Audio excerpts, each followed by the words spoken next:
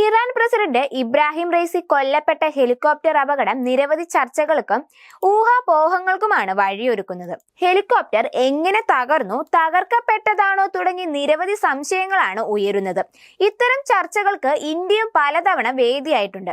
സഞ്ജയ് ഗാന്ധി മുതൽ YSR രാജശേഖര റെഡ്ഡി വരെയുള്ളവരുടെ വിമാന അപകട മരണങ്ങൾ ഇന്ത്യൻ രാഷ്ട്രീയത്തെ ഉലച്ചിരുന്നു. ഏറ്റവും ഒടുവിൽ 2021 ഡിസംബർ 8 ഇന്ത്യയുടെ ആദ്യ chief of defence staff general Bipin റാവത്തും ഭാര്യ മധുലിക റാവത്തും മരണപ്പെട്ടപ്പോഴും ഇത്തരം ചർച്ചകൾ സജീവമായിരുന്നു. റെയ്സിയുടെ മരണത്തിന് സമാനമായിരുന്നു ആന്ധ്രാപ്രദേശ് മുൻ മുഖ്യമന്ത്രി YS രാജശേഖര റെഡ്ഡിയുടെ മരണം.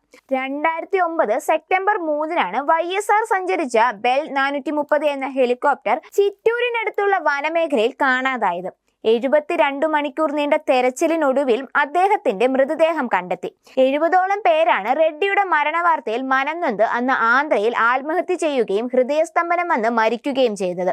മുതിർന്ന കോൺഗ്രസ് നേതാവും മുൻ കേന്ദ്രമന്ത്രിയുമായ മാധവറാവു സിന്ധ്യ മരിച്ചതും വിമാന അപകടത്തിലാണ്. 2001 സെപ്റ്റംബർ 30 ഉത്തർപ്രദേശിലെ കാൺപൂരിൽ റാലിയിൽ പങ്കെടുക്കാൻ പോകുമ്പോഴായിരുന്നു സിന്ധ്യ അപകടത്തിൽപ്പെട്ടത്.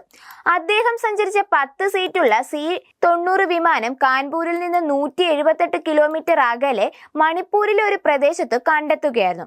മോശം കാലാവസ്ഥയും മേഘസ്ഫോടനവുമായിരുന്നു അപകട കാരണം. അരുണാചൽ മുൻ മുഖ്യമന്ത്രി ദോർജി ഖാണ്ഡു കൊല്ലപ്പെട്ട പവൻഹൻസ് ഹെലികോപ്റ്റർ അപകടത്തിനും കാരണമായി പറയുന്നത് മോശം കാലാവസ്ഥയാണ്.